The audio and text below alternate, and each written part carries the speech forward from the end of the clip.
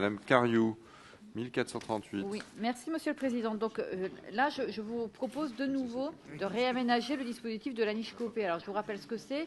Quand une entreprise détient, une entreprise qui est soumise à l'impôt sur les sociétés détient des titres d'une autre entreprise, quand elle cède ces titres, la plus-value aujourd'hui est déduite de son résultat fiscal et seule une quote-part de 12% aujourd'hui est imposée. Donc 12% fois le taux d'IS qui arrive aujourd'hui à 25%, donc c'est très très peu.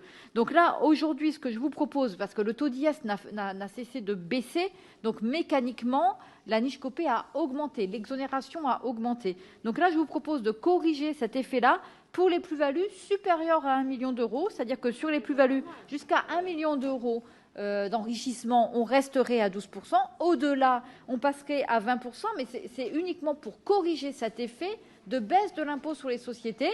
Et là, du coup, en plus, on épargnerait les plus-values sur les petites PME. Je trouve que c'est quand même intéressant. Et on refait un peu de justice fiscale au passage. Merci beaucoup. Alors, monsieur le rapporteur, on ne peut pas entendre cette histoire de négociation globale. La baisse du taux d'impôt sur les sociétés ne pouvait s'entendre que si on toilettait l'assiette de l'impôt sur les sociétés.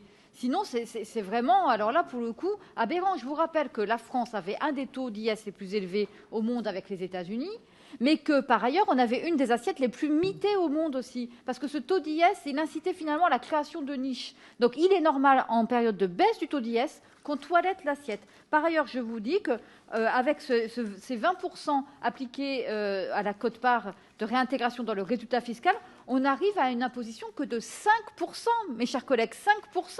C'est bien en dessous de la première tranche d'impôt sur le revenu, c'est bien en dessous du taux d'impôt sur les sociétés. Or, on est sur de la plus-value, donc de l'enrichissement. Là, franchement, vos arguments, là, je pense qu'ils sont inopérants.